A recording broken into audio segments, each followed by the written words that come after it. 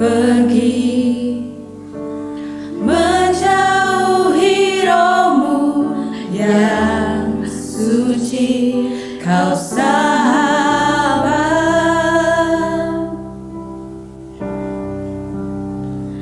dan kau dekat,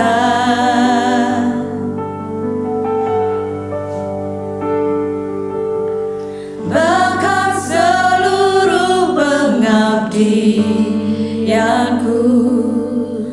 tak bisa membalas kesetiaanmu, sungguh mulia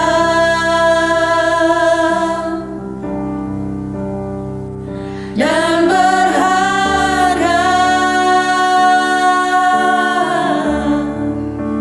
sungguh besar pengorbananmu bagiku,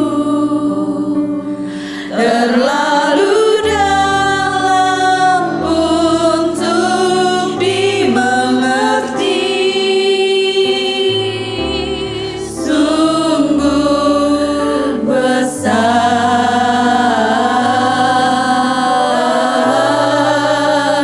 sungguh indah yang kau pikirkan tentangku, tak terselami bagiku, sungguh indah.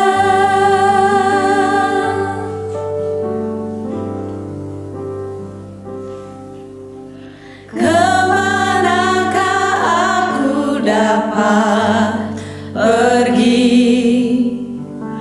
menjauhi rohmu yang suci, kau sahabat,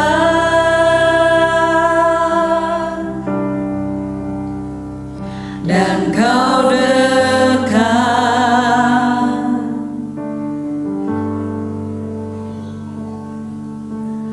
bahkan seluruh pengabdianku tak bisa membalas kesetiaanmu, sungguh mulia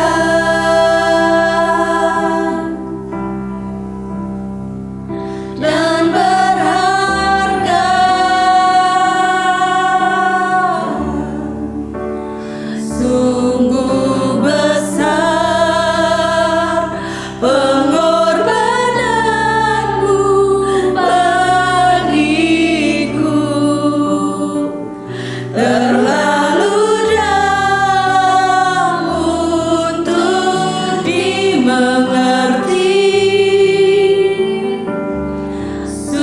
sungguh besar,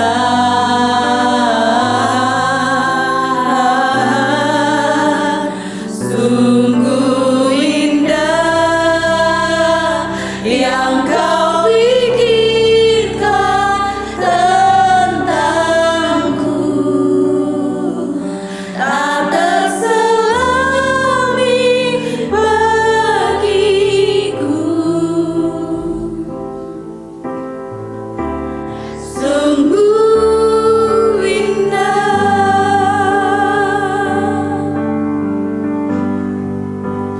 sungguh besar pengorbananmu bagiku,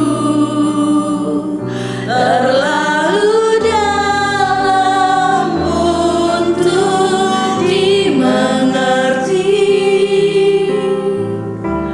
sungguh besar,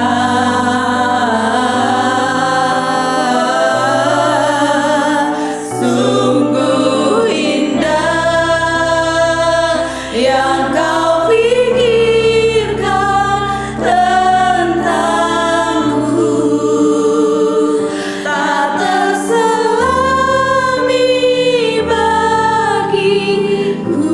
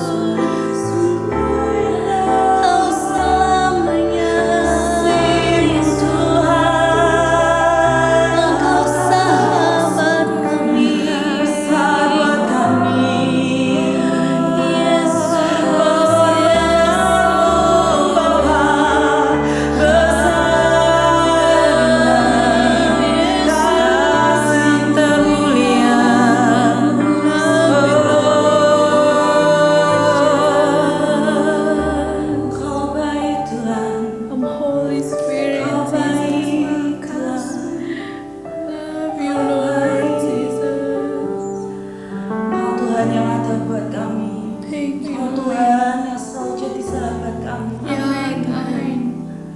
Bersama kami ya Tuhan. Yesus Tuhan.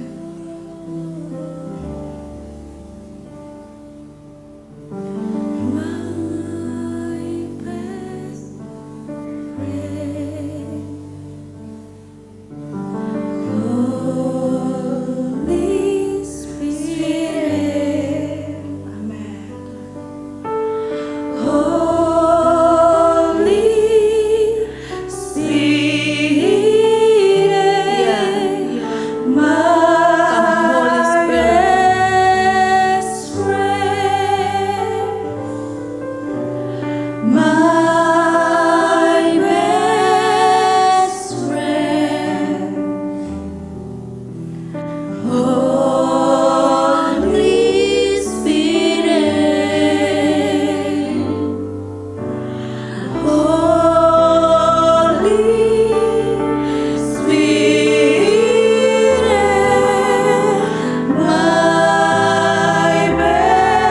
best friend.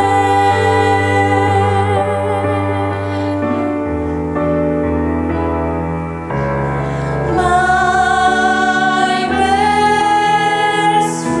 my best friend. Holy Spirit, my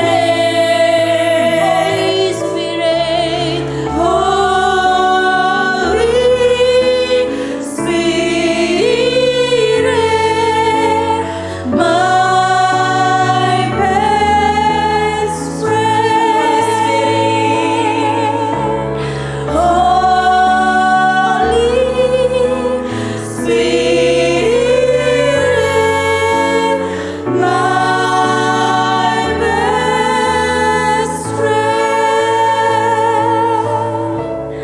Holy Spirit,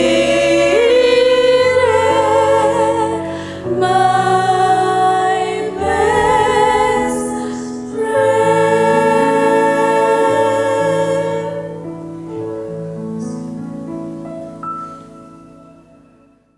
Shalom, selamat pagi Bapak Ibu jemaat Tuhan sekalian, khususnya keluarga besar GKI Klaten dimanapun Anda berada. Saya berdoa pagi hari ini kita semua tetap sehat walafiat tanpa kekurangan suatu apapun, karena kasih dan rahmat Tuhan itu selalu baru buat setiap kita. Dan hari ini pun kita tidak beribadah secara offline atau secara langsung. Kita beribadah secara online karena sesuai dengan aturan pemerintah yang ada, kita beribadah atau kita melakukan kegiatan baik secara online, sehingga kita tidak bisa bersentuhan dengan satu dengan yang lain, teringat aturan yang dikeluarkan untuk 2 hari ini. Nah, kita akan mendengarkan firman Tuhan. Sebelum itu mari kita berdoa. Tuhan, kami bersyukur buat hari ini, hari yang sangat luar biasa buat kami. Kesempatan yang kami terima daripadamu sungguh sangat besar dalam hidup kami. Bukan saja kesempatan, tetapi hidup dan nafas, kekuatan dan kesehatan sangat-sangat cukup dalam hidup kami. Hari ini kami juga akan belajar firman-Mu. Lepas dari setiap pergumulan tentang hidup kami tahu firman-Mu punya kuasa yang lebih besar dan dahsyat, yang sanggup memberi kami kekuatan dan sanggup mengubah setiap keadaan kami. Urapi hamba-Mu, urapi kami semua yang mendengarkan firman-Mu dimanapun kami berada. Jadikanlah kami sebagai pelaku firman-Mu, khususnya keluarga besar jemaat GKI Klaten yang ada di kota Salatiga maupun di daerah-daerah lain yang sedang berlibur. Di dalam nama Yesus kami berdoa dan bersyukur. Yang siap untuk mendengarkan firman Tuhan sama-sama katakan amin. Bapak Ibu jemaat Tuhan sekalian, kita masih berputar tentang penyembahan, dan saya berharap setiap kita menjadi pribadi-pribadi yang selalu punya waktu secara personal pribadi kita bersama dengan Tuhan. Karena menurut saya tema yang kita angkat atau kita ambil dan yang ada di gereja kita ini adalah ini adalah sebuah kerinduan Tuhan bagi setiap kita, di mana lewat penyembahan kita setiap hari, entah pagi atau siang atau malam, di saat kita punya waktu pribadi bersama dengan Tuhan, itu adalah sebuah penyembahan yang sedang dinantikan Tuhan, ditunggu-tunggu oleh Tuhan dari setiap hidup kita. Nah, hari ini saya akan melanjutkan renungan kita tentang worship, penyembahan, dan ada beberapa hal yang perlu saya sampaikan buat kita lewat renungan singkat pada siang hari ini. Saya akan berbicara tentang kisah yang terjadi di Yohanes pasal 3 ayat yang keempat, percakapan Yesus bersama dengan perempuan Samaria. Saya tidak akan bacakan buat Bapak Ibu semuanya. Saya berharap Bapak Ibu semuanya bisa mendengarkan secara cermat, karena saya akan menyimpulkan beberapa hal yang saya sudah baca dari kisah ini. Dan kita tahu bersama kisah ini sangat luar biasa, dan ada beberapa kebenaran yang saya temukan dari kebenaran firman Tuhan itu atau dari perikop ini. Nah, saya memberi tema yaitu tentang dasar penyembahan yang benar. Semua kita harus memahami dasar dari setiap penyembahan kita, dan kita sebagai penyembah, sebagai anak-anak Tuhan yang selalu cari Tuhan, selalu menyembah Tuhan, setiap waktu perlu kita harus memahami ini dengan benar, sehingga setiap penyembahan kita, setiap pujian kita, doa-doa kita tidak salah di dalam menjalani semuanya itu. Nah, poin yang pertama yang saya temukan dari kisah ini adalah, poin yang pertama adalah jadikanlah Tuhan sebagai pusat dari setiap penyembahan kita. Di rumah kita berdoa, kita menyembah, kita di kamar kita mulai menyembah, di kos kita mulai menyembah di pagi hari atau di malam hari. Biarlah penyembahan kita itu tertuju kepada Yesus, sebab Yesuslah yang layak disembah. Di dalam Wahyu pasal 4 ayat yang ke-11 di situ berkata bahwa hanya Engkau yang layak dipuji, disembah. Dia menerima segala hormat dan kemuliaan dari setiap anak-anaknya, sebab Dia yang menciptakan kita. Oleh karena itu kita harus menjadikan Tuhan atau menjadikan Yesus sebagai pusat dari setiap penyembahan kita. Itu yang pertama. Jadi perlu kita harus memahami ini dengan benar, sehingga kita tidak merasa, wah kok saya sudah menyembah, saya sudah berdoa, tetapi kok saya belum merasakan apa-apa, saya belum menikmati apa-apa. Dan bahkan doa saya pun, penyembahan saya pun itu kayaknya mental, tidak ada hasilnya. Nah, karena itu saya mau berkata, setiap penyembahan kita, Yesuslah menjadi pusat dari setiap penyembahan kita. Itu yang pertama. Yang kedua, penyembahan kita harus diawali dengan kejujuran dan pertobatan. Kisah di Yohanes 4 ayat 1 sampai dengan ayat yang, kalau saya baca sampai ayat yang ke-35, itu waktu Yesus berbicara dengan perempuan Samaria itu, Yesus itu ngomong, engkau punya suami sekian, 5 orang, sekian jumlahnya.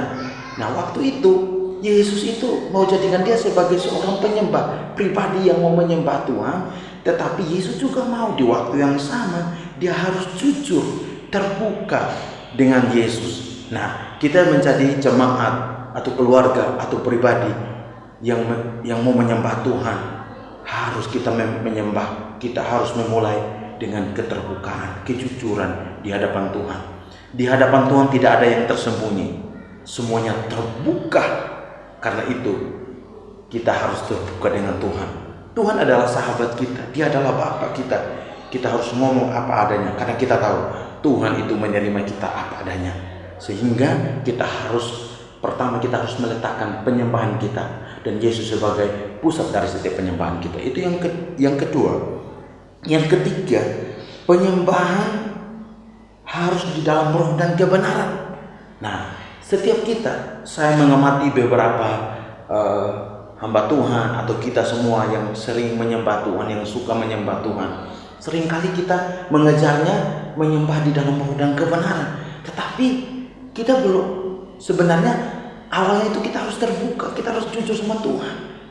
Ini sampai Tuhan Yesus vonis dia, kamu punya kesalahan ini loh, suamimu 5. Nah, saya mau berkata bahwa kejujuran itu penting.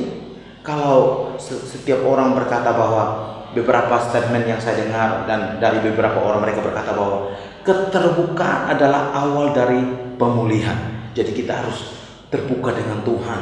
Apa adanya kita di hadapan Tuhan itu jauh lebih penting daripada setiap kita mencoba untuk menutupi. Sebenarnya Tuhan sudah tahu, tapi kita mencoba untuk menutupi. Itu tidak boleh. Kita harus terbuka dengan Tuhan.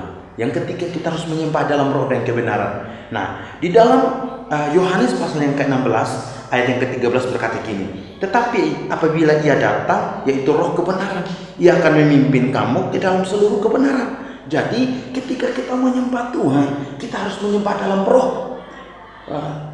Beberapa kita yang sudah mendengar bahwa worship itu 80% itu adalah pekerjaan roh, 20% itu adalah entertainment atau caranya, metodenya yang kita pakai. Nah, kita harus gunakan 80% ini untuk kita menyembah Tuhan, yaitu adalah pekerjaan roh. Di dalam kita menyembah Tuhan, harus kita menyembah dalam roh. Jadi Bapak Ibu jemaat Tuhan sekalian, kita itu harus menyembah Tuhan dalam roh dan kebenaran. Kita diminta menyembah dalam roh, kita diminta menyembah dalam kebenaran. Kebenaran yang bukan kita buat sendiri, tetapi kebenaran yang menjadi pribadi Allah sendiri, yaitu hidup kita sudah dibenarkan, sehingga di dalam setiap penyembahan kita itu kita menyembah dalam roh dan kebenaran. Nah, di dalam Yohanes 16 ayat yang ke-13 ngomong gini, tetapi apabila ia datang, yaitu roh kebenaran, ia akan memimpin kamu ke dalam seluruh kebenaran, sebab ia tidak akan berkata-kata dari dirinya sendiri, tetapi segala sesuatu yang didengarnya itulah yang akan dikatakannya, dan ia akan memberitakan kepadamu hal-hal yang akan datang. Jadi di dalam penyembahan kita, ketika kita menyembah di dalam roh, maka roh itu akan berbicara kepada kita, ngomong kepada kita, memberikan sebuah pemahaman atau sebuah pengetahuan tentang keadaan yang akan terjadi ke depan nanti. Jadi di dalam setiap penyembahan kita menyembah dalam roh dan kebenaran, pasti kita dituntun untuk mengerti apa yang menjadi kehendak Tuhan. Yang ketiga, yang terakhir yang keempat, penyembahan akan menggiring kita kepada Tuhan yang besar, hal-hal yang besar. Jadi penyembahan, saya melihat waktu perempuan ini dia bertobat, dia dijadikan menjadi penyembah. Waktu itu dia tinggalkan sumur itu, tinggalkan tampayannya, dia pergi dan dia bersaksi kepada banyak orang, dan banyak orang datang mengenal Tuhan, dan di situ Tuhan besaran terjadi. Lewat penyembahan kita, orang-orang di sekitar kita bisa bawa kepada Tuhan. Lewat penyembahan kita, banyak orang bisa mendengar tentang Tuhan. Lewat penyembahan kita bawa mereka untuk mengenal Tuhan. Bahkan kita sendiri, kita yang menyembah, kita menjadi penyembah yang benar. Bagaimana kita bisa mengerti Tuhan, mengenal Tuhan secara pribadi, itu yang paling penting.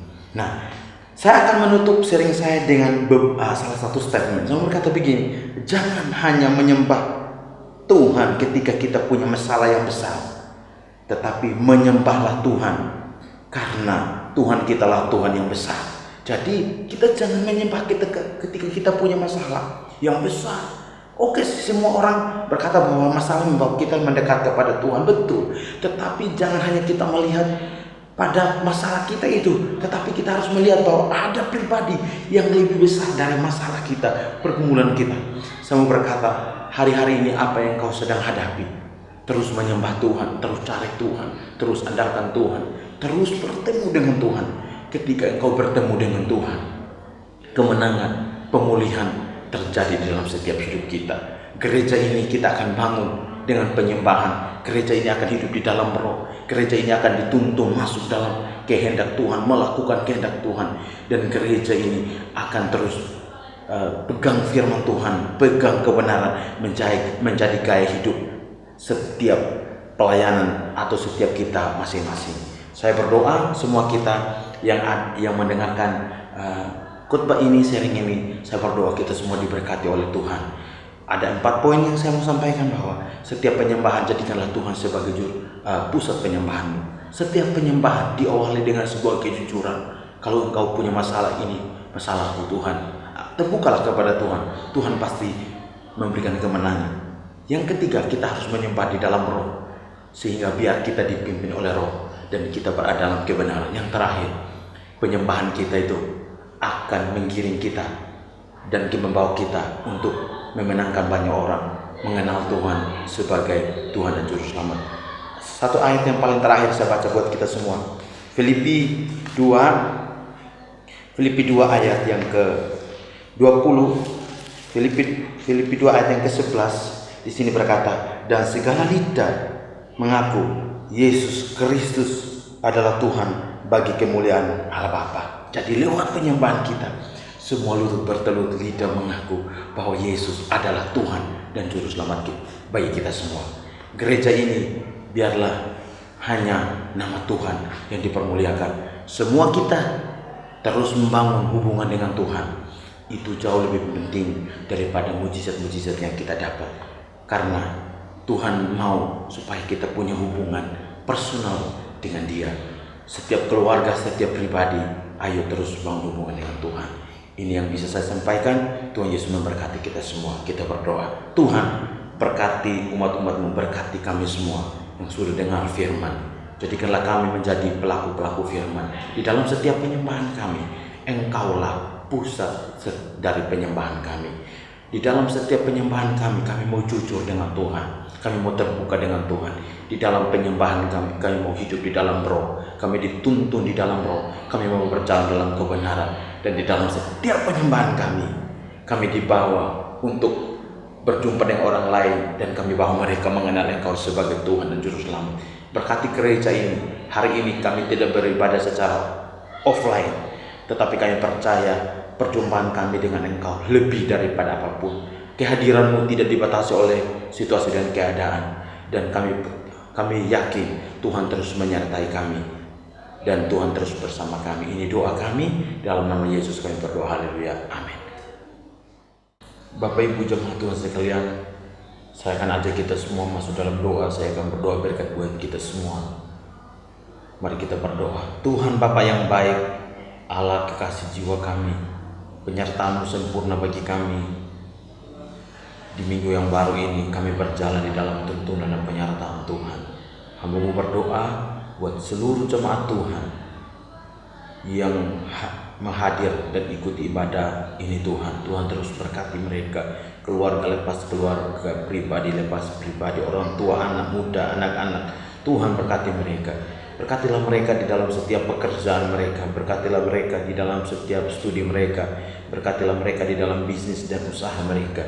Berkati mereka di dalam setiap aktivitas mereka. Apapun yang disentuh oleh tangan mereka, diubah Tuhan, dibuat Tuhan jadi berhasil.